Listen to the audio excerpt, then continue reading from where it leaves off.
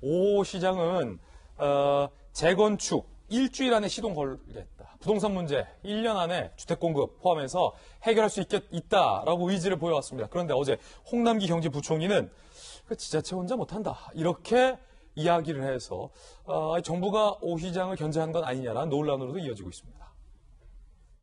정부는 그동안 부동산 정책의 큰 틀은 흔들림 없이 유지되어야 한다고 생각합니다. 특히 주택 공급은 일련의 행정 절차상 중앙정부와 광역지자체와 기초지자체에 어느 하나 단독으로 할 수 있는 것이 아니며 상호 협력이 뒷받침되어야 합니다.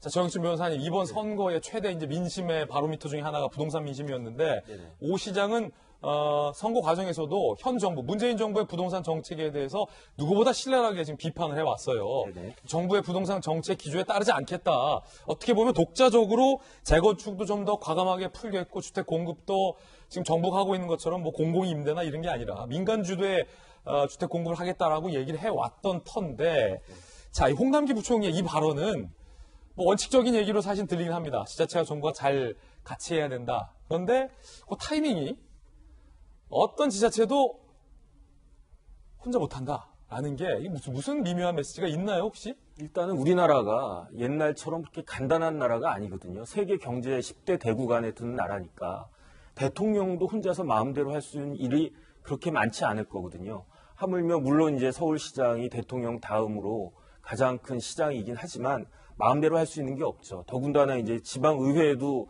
발목을 잡을 거고 정부하고도 뭐 이것저것 이야기를 많이 해야 되는데, 그런데 저는 어떤 생각이 드냐면 오세훈 시장 입장에서 그렇게 손해볼 일은 없지 않을까 하는 생각이 들거든요. 왜냐하면 지금 중요한 것은 제가 이제 뉴욕타임스 기사가 뭐 있다고 그래가지고 한번 쭉 봤더니 뉴욕타임스 기사에서도 제일 큰 것 중에 하나가 이게 이제 집값 문제가 아주 이번 선거에 큰 영향을 미쳤다. 이런 그 기사였더라고요.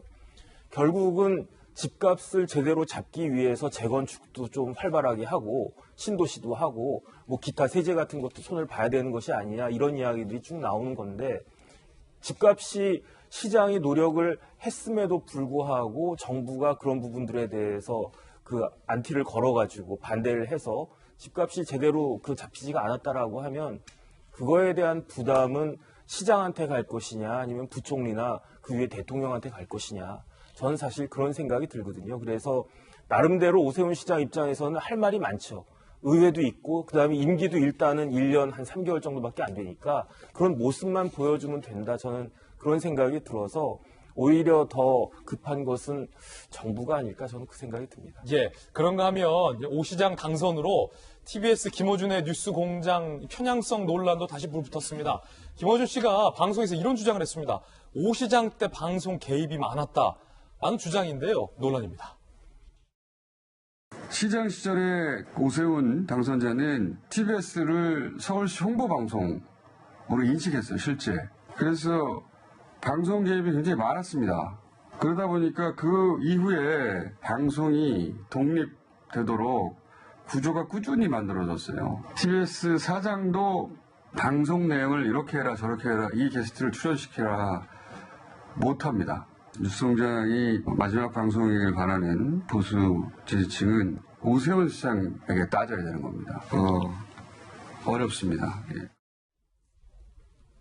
공공재의 성격을 띤 TBS 방송에서 왜 저런 사적인 얘기를 길게 하는지, 저게 어떻게 가능한지 저로서는, 앵커로서는 도저히 이해가 되지 않는 대목이긴 한데, 자, 김병인 박사님, 뭐 그건 그렇다 치고, 오 시장 때 개입이 많았다.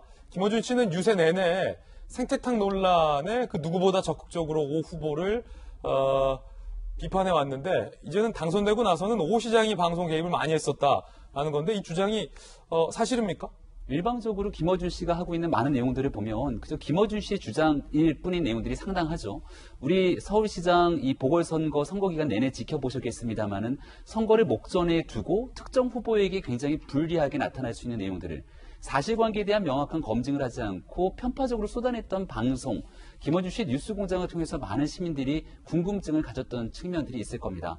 그래서 일각에서는 이번 보궐선거에서 박영선 후보가 참패했던 원인 중에 하나를 꼽을 때 김어준의 뉴스 공장처럼 있는 사실을 시민들께 있는 그대로 얘기하지 않고 뭔가 목적을 가진 것처럼 편파적으로 보여지게 되는 많은 내용들이 오히려 시민들의 분노를 더 자아냈던 것 아니냐 이런 얘기들을 하고 있고요.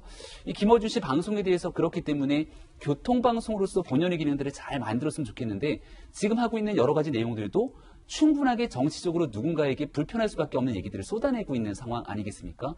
그러니까 이대로 김어준 씨가 뉴스공장을 쭉 더 진행하게 되면은 오히려 1년 뒤에 있는 대통령 선거에서 민주당에게 훨씬 더 불리한 구도들을 스스로 자초하는 것 아니냐 이런 목소리까지 나오는데 거듭 말씀드리지만 TBS는 우리 서울 시민들의 소중한 혈세가 투입되게 되는 중요한 공공재입니다.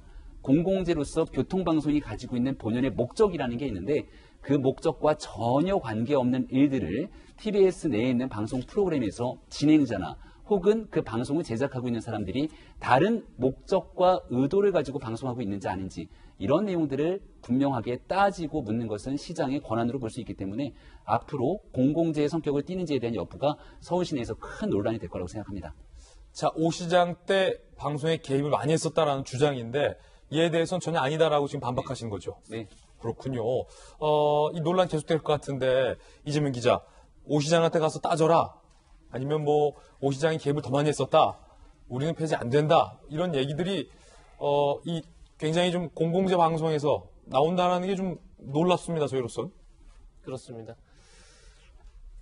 편성권의 독립은 반드시 보장돼야 되죠. 그것은 틀림없는 사실인데 공영방송에게 정치적 중립성을 담보해달라고 요구가 지나칠 걸까요? 전혀 그렇게 보이지 않고 특히나 여러 번 얘기했지만 TBS에는 서울 시민은 세금이 포함되어 있죠. 그런 점에서 당연히 정치적 중립성에 대한 담보가 전제되지 않는 그런 방송을 국민이 세금을 내면서 존재할 이유가 없겠다 이런 생각이 드는 거고 그런 점에서 김어준 씨가 글쎄 오세훈 시장이 정말로 시장 시절에 어떻게 개입을 했는지 그거는 오세훈 시장이 만약에 아니라면 문제를 삼아야겠죠. 반드시 삼아야 될 거라 생각 들고 자, 김어준 씨는 이런 얘기를 또 했습니다.